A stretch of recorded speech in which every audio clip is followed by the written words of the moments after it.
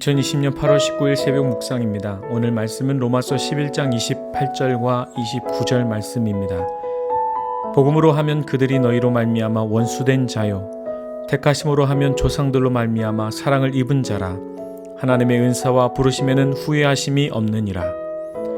하나님이 구원의 모범으로 삼으신 자들은 이스라엘입니다. 그러나 이스라엘은 적잖게 하나님의 마음을 아프게 했습니다.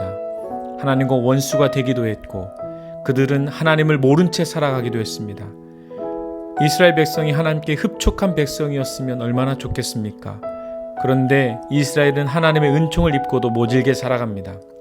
하나님의 입장에서 보면 참으로 억장이 무너지는 일이지요. 이렇듯 이스라엘 백성이 하나님께서 주신 복음을 거절하고 하나님과 원수처럼 살았음에도 오늘 말씀을 통해 하나님은 이스라엘을 향한 사랑을 멈추지 않겠다고 말씀하십니다. 오히려 이스라엘을 향한 하나님의 원대한 계획을 오늘 본문의 말씀을 통해서 헤아릴 수 있습니다. 어찌 보면 이스라엘 백성은 하나님의 아픈 손가락일 수 있습니다. 그러나 버린 자식은 결코 아닙니다. 이스라엘에게 분명 미운 구석이 있습니다.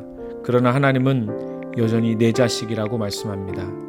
그들의 모습을 보며 흡족할 수 없지만 그렇다고 포기할 수 없다고 말씀하십니다. 얼마나 모순된 일입니까? 이스라엘은 하나님을 거절하고 복음을 거부하고 오히려 하나님을 대적함이 원수가 되었습니다.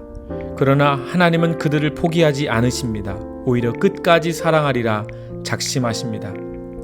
사도 바울은 이런 이스라엘을 향한 하나님의 사랑을 이해하지 못하는 이방인 그리스도인에게 누가 하나님을 설명할 수 있겠느냐고, 누가 하나님께서 하실 일을 헤아릴 수 있겠느냐고 묻고 있습니다.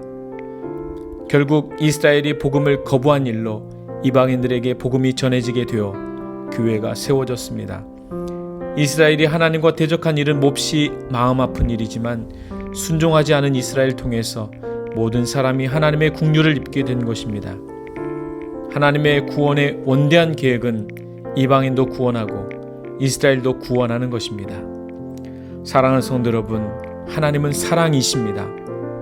이스라엘이 미웁기도 할 테지만 하나님의 마음은 변함이 없으십니다. 꿈쩍도 않고 요동하지도 않으십니다.